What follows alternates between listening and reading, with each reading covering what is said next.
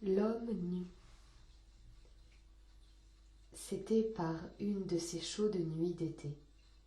Les fenêtres de ma chambre étaient grandes ouvertes. Je dormais du sommeil profond de l'enfance lorsque je fus brutalement réveillée par de violents froissements d'ailes, un bruit d'oiseau pris au piège et qui se débat. La lune éclairait suffisamment la chambre pour que je devine les ailes déployées d'une chauve-souris qui, tel un spectre, allait d'un mur à l'autre en se cognant. Poussant un cri de terreur, je disparus sous les draps pour protéger mes cheveux. Ne disait-on pas aux veillées que si une chauve-souris se prenait les pattes dans une mèche, il fallait les couper à ras, et ce n'était pas sûr qu'ils repoussent. Mes hurlements furent tels qu'ils sortirent de son lit mon oncle qui dormait dans une chambre au bout du couloir. Cauchemar ou réalité, lorsqu'il surgit dans ma chambre, je baissai un quart de seconde mon drap pour lui indiquer l'oiseau, en même temps que mes yeux apercevaient une chose énorme, flasque et noirâtre, entre ses jambes.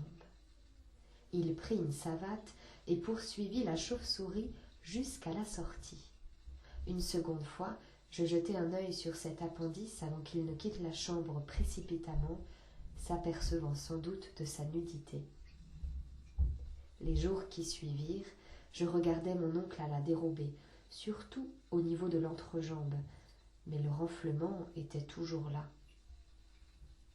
J'en conclus qu'il était atteint d'une maladie dont personne ne voulait parler. Lorsque je me décidai à poser la question à ma mère à propos de ce que j'avais vu, elle me répondit en riant que je le saurais bien assez tôt. J'étais indignée devant tant d'indifférence. L'attention de la famille n'était fixée que sur la tante Charlotte qui avait une grosseur au sein et qu'on allait opérer prochainement. Et tout le monde se fichait apparemment de ce pauvre oncle Henri qui, lui, en avait deux et qui bientôt l'empêcherait de marcher. À partir de ce jour-là, je déployais une tendresse infinie à cet oncle que toute la famille abandonnait à son triste sort. Il m'en fut très reconnaissant et le premier surpris, d'autant plus que j'étais une petite fille introvertie, plutôt jolie mais peu expansive. Lorsque je grimpais sur ses genoux pour l'embrasser, je faisais toujours très attention de ne pas lui faire mal à l'endroit où il avait sa maladie.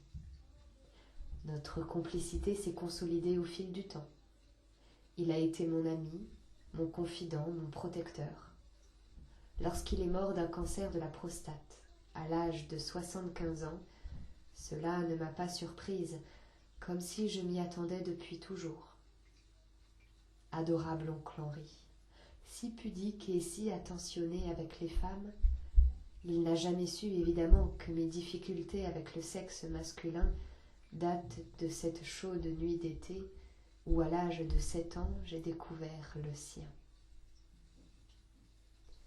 C'était un témoignage de Colette.